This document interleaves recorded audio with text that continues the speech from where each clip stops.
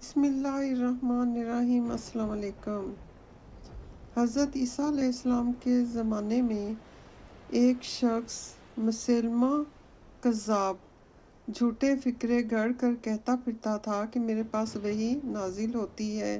یا اسود عیسیٰ کہتا کہ ایک شخص گدھے پر سوار ہو کر آتا ہے اور مجھے تعلیم کرتا ہے۔ ارشاد باری تعالیٰ ہے کہ اس سے بڑھ کر ظالم کون ہوگا جو خدا پر جھوٹ موٹ افطرا کر کے کہے کہ ہمارے پاس وحی آتی ہے، حالانکہ اس کے پاس وحی وغیرہ کچھ بھی نہیں آتی۔ یہ وہ شخص دعویٰ کرے کہ جیسا قرآن خدا تعالیٰ نے نازل کیا ویسا میں بھی عنقریب نازل کیے دیتا ہوں۔ اے رسول، کاش تم دیکھتے کہ یہ ظالم موت کی سختیوں میں پڑے ہیں اور فرشتے ان کی طرف جان نکالنے کے لیے ہاتھ لپکا رہے ہیں اور کہتے ہیں کہ اپنی جانیں نکالو اور آج ہی تم کو رسوائی کے عذاب کی سزا دی جائے گی، کیونکہ تم خدا پر ناحق جھوٹ جوڑا کرتے تھے۔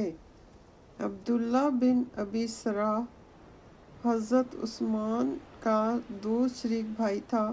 حضرت محمد مصطفیٰ صلی اللہ علیہ وسلم کی وحی کا کاتب تھا اور کبھی کبھی شرارت سے غفور الرحیم کی جگہ علیم الحکیم لکھ دیا کرتا تھا۔ جب لقد خلقنا الانسان من سلالۃ من طین نازل ہوئی تو اس کو انسان کی حالت پر سخت تعجب ہوا، تو اس کی زبان سے رسول خدا صلی اللہ علیہ وسلم کے فرمانے سے پہلے ہی فتبارک اللہ احسن الخالقین نکل گیا۔ آپ نے اس سے فرمایا اس کو بھی لکھ لے، یہ بھی قرآن کی وحی ہے۔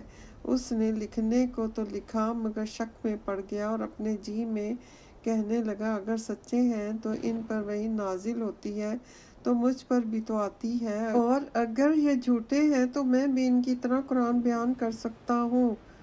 غرض وہ مرتد ہو گیا اور اہل کتاب سے جا کر کہنے لگا مجھ کو محمد کا حال معلوم ہو گیا ہے، وہ اپنے جی سے بنا لیتے ہیں اور وحی کا دعویٰ کرتے ہیں۔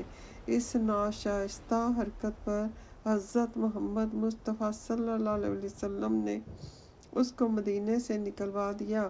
ہر چند حضرت عثمان نے سفارش کی مگر آنے نہ دیا۔ آخر یہی شخص حضرت عثمان کی خلافت کے وقت مصر کا حاکم ہوا۔